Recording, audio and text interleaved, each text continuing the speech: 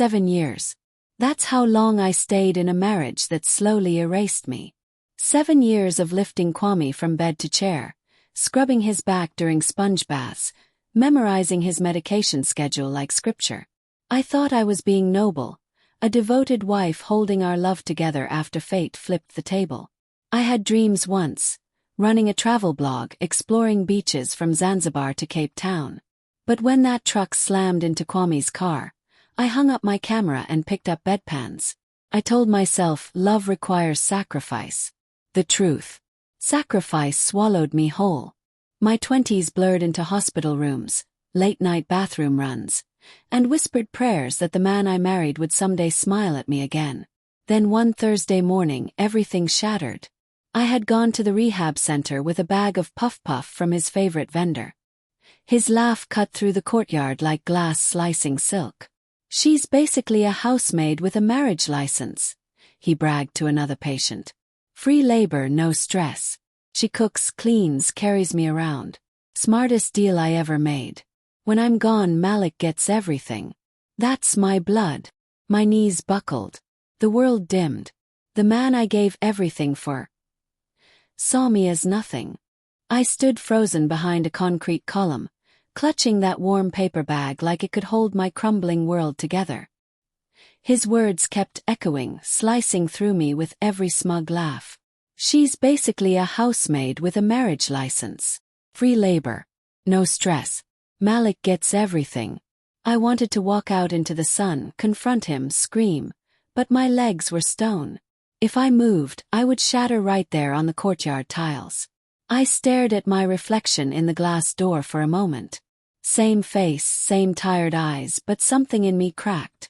7 years of lifting his weight, folding his shirts, blending his meals, and telling myself this was love. 7 years of answering every midnight call, converting an office into an accessible bedroom, installing handrails, and fighting for insurance approvals. And for what? For this man to laugh about how he locked me in early, like I was some bargain sale. The muffins in my hands were still warm, the sugar dusting melting against the paper. I had baked them at dawn, humming softly so I wouldn't wake him. I wanted to make his day brighter. Instead, mine went black. I turned and walked away before he saw me, because if he did, I might not survive the look on his face. By the time I drove back home that evening, my body was on autopilot, but my mind, it was a hurricane. Every word Kwame had said looped in my head like a broken record. "She's basically a housemaid with a marriage license." The house greeted me with the same heavy silence it always did. The silence that smelled like old memories. Memories that weren't mine. The framed pictures of Kwame and his late wife still lined the hallway. Their wedding photo hung above the fireplace like a crown jewel. When I moved in, I asked him if we could take it down, maybe put up something new. "Us," he said. "This house has history, Amara. Leave it be." So I left it. Just like I left my dreams, my youth, my laughter. I passed by Malik's sneakers dumped by the front door and headed for the kitchen. He was already there, leaning against the counter with his phone, thumbs flying over the screen. "No hello. No, how was your day?" Just a glance that sliced through me like glass. "Dad's lucky," he said with a smirk, not looking up. "Most men don't find women willing to play nurse for free." The words hit like a punch I didn't see coming. I stood there, frozen, my hand tightening around my bag strap until the leather squeaked. Malik shrugged, grabbed a soda, and walked off like he'd just discussed the weather. As his footsteps faded, I stared around that kitchen. Those marble counters I scrubbed clean every day, the dishes I washed until my fingers cracked, the meals I cooked without a single thank you. And for the first time in 7 years, I admitted it to myself. This wasn't my home. I was a guest. A ghost in a house that never wanted me.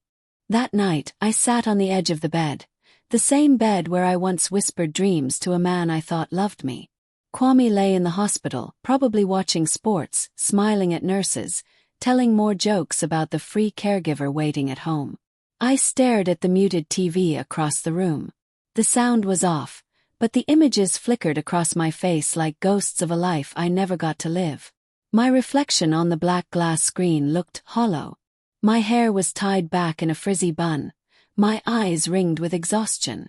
My body, once full of light and movement, looked stiff, faded. When had I disappeared?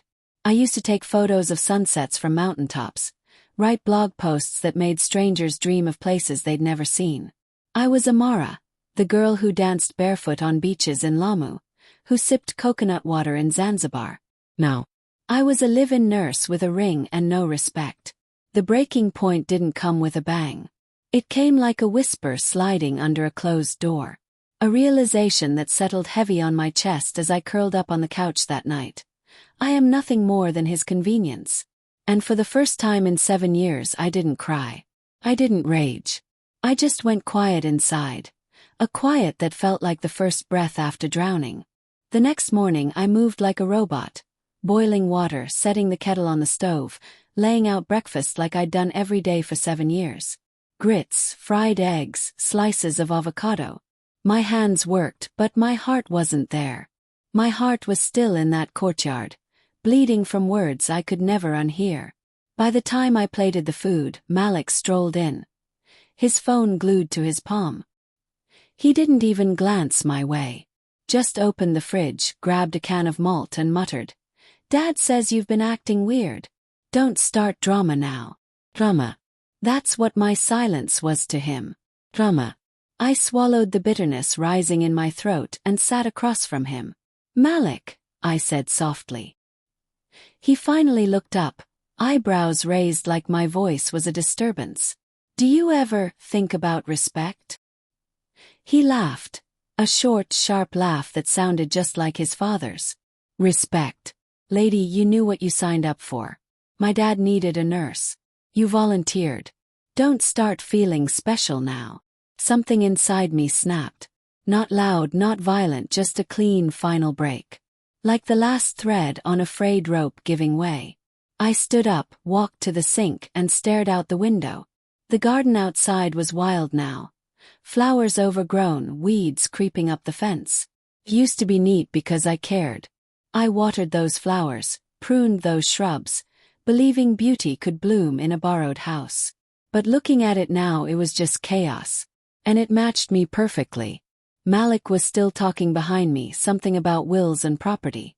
His voice faded into static. All I heard was my own heartbeat, steady and strange, like a drum calling me somewhere far away. That was the moment. The quietest rebellion I've ever known. I didn't scream. I didn't argue. I just made a decision in my bones. I'm leaving. Not tomorrow. Not someday. And when I do, I'll never look back. That night, I lay in bed, staring at the ceiling fan as it spun slowly, its blades slicing the silence into fragments. My body was exhausted, but my mind refused to sleep. Kwame's laugh, Malik's words. They played in my head like a cruel soundtrack. Around midnight, I reached for my phone. My fingers trembled as I scrolled through my contacts. Then I saw her name, Chisholm. My best friend. My lifeline, if I was brave enough to grab it. The phone rang once. Amara. Her voice was warm, familiar, like a soft blanket on frozen skin. Do you have a minute? My voice cracked. Amara, she said firmly. I have the whole day. Where are you? That was all it took. I didn't pack a bag. I didn't write a note. I walked out with my purse and car keys, my slippers slapping against the floor like little rebellions. Every step felt like a sin and a salvation rolled into one. When I reached her cafe, Chisholm was already waiting at the door, apron dusted with flour, arms wide open. The moment I stepped into her embrace, 7 years of held-back tears broke free. I sobbed against her shoulder, shaking like a leaf torn from its branch. Breathe, she whispered, stroking my hair. You're safe now. She led me inside to the back patio, where fairy lights glowed against the night. She brewed ginger tea with honey and placed the steaming cup in front of me. Now, she said gently, start from the beginning. And for the first time in years I told the truth. Not the polite version I fed the world. The raw truth. How I gave up my life to be a wife, only to become a maid. How his son treated me like a stranger. How the man I loved called me free labor. When I finished, Chisholm leaned back, her eyes sharp, voice calm. Amara, you weren't in a marriage. You were in a contract. And the only signature on it was yours. Those words hit like lightning. I wrapped my fingers around the warm teacup, letting her truth sink in. I was done drowning in someone else's story. It was time to write my own. That night, I slept in her spare room. Small bed, faded curtains, but the air smelled like freedom. And for the first time in 7 years, I slept without fear of hearing someone call my name. The next morning, sunlight streamed through the tiny lace curtains in Chisholm's spare room. For a second I didn't move. My body was stiff from sleeping on the narrow bed, but my heart felt lighter than it had in years. No morning calls. No groaning from the bedroom. No Malik stomping through the house, muttering about Dad's nurse. Just silence, the good kind. Chisholm knocked gently and peeked in with a tray. Breakfast, she said, smiling. Warm plantain bread and hibiscus tea. I sat up slowly, blinking back tears. You didn't have to. Yes, I did, she cut in softly. You've spent years serving everyone else. Let someone serve you for once. Those words nearly broke me. I ate in silence, savoring every bite like it was my first meal as a free woman. But freedom needed more than a borrowed bed. Needed permanence, power. That afternoon, Chisholm took me downtown to meet Ifeoma, a lawyer she trusted. Ifeoma's office smelled of polished wood and certainty. She listened without interrupting as I poured out 7 years of unpaid care, Malik's disrespect, Kwame's mockery, and the insurance paper that named everyone but me. When I finished, she leaned forward, her eyes sharp as glass. Amara, what you've given isn't charity. It's labor. And the law sees it that way. You're entitled to marital assets, possibly spousal support. You are not leaving empty-handed. I felt my lungs expand like I'd been holding my breath for years. Even if the house is in his name. Doesn't matter, she said. Marriage isn't about whose name is on the deed. It's about contribution. And you've contributed more than enough. For the first time in a long time, I didn't feel invisible. Felt armed. That evening we drafted the first set of papers. My hands trembled as I signed, but not from fear. This wasn't running anymore. This was reclaiming. Kwame's text came hours later. You can't just leave without talking. What will people say? I stared at the screen, my thumb hovering. Then pressed delete. I owed him nothing. Silence was my reply. That night, in Chisholm's guest room, I lay awake listening to the soft hum of the ceiling fan. For the first time in years, my heart didn't ache from waiting. Pulsed with something else. Something fierce. Something like hope. The courthouse smelled like paper and cold air. My palms were slick as I sat on the wooden bench outside the hearing room, waiting for my name to be called. Beside me, Ifeoma was calm as stone, flipping through her notes. Chisholm squeezed my hand. Breathe, she whispered. When Kwame rolled in, Malik pushing his chair, my chest tightened, but not with fear. Pity, maybe. His once proud face was worn and gray, eyes darting everywhere except at me. For a man who once bragged about control, he looked like a shadow. Inside, the hearing began. Ifeoma's voice was steady, sharp, and devastating. She laid everything bare. 7 years of unpaid care. Medical records proving my physical strain. Bank statements showing Kwame transferred 18 million Nigerian nairas to Malik's account just 2 months before I left. Screenshots of Malik's social media post calling me a volunteer nurse who wants payment. The judge's eyebrows rose at that one. Kwame's lawyer tried to spin it, said I chose to care for him out of love. Ifeoma didn't flinch. Your Honor, my client isn't asking for payment for love. She's asking for acknowledgement of labor and loss. There's a difference. Then came the question that would echo in my memory forever. The judge turned to me. Mrs. Okafor, do you believe this marriage was mutual in care and dignity? My throat tightened, but my voice was clear. No, Your Honor. I gave everything. I got nothing. The room went silent. 2 days later, the verdict came. I was awarded 40% of marital assets, partial rights to Kwame's retirement fund, and monthly support for a year. The 18 million Nigerian nairas Malik tried to hide, reversed and flagged as asset diversion. I didn't cheer. I didn't cry. I just exhaled, a deep, clean breath I hadn't taken in 7 years. When I stepped out of that courthouse, sunlight spilled over me like a blessing. For the first time, the weight was gone. I wasn't Kwame's caretaker. I wasn't Malik's punching bag. I was Amara. And I was free. Strange how quiet freedom sounds. No hospital alarms. No wheelchair squeaks. No Malik muttering insults as he raids the fridge. Just the hum of life, soft, steady, mine. I live in a small loft above Chisholm's cafe now. The walls are painted amber. Sunlight pools across the wooden floor every morning, and the air smells like roasted coffee and wildflowers. My name is on the lease. My name on the bills. My life finally belongs to me. Most mornings I start with tea and soft music while I work on freelance editing projects. I even restarted my travel blog, though now I write not just about places, but about resilience, about the courage it takes to choose yourself when the world calls it selfish.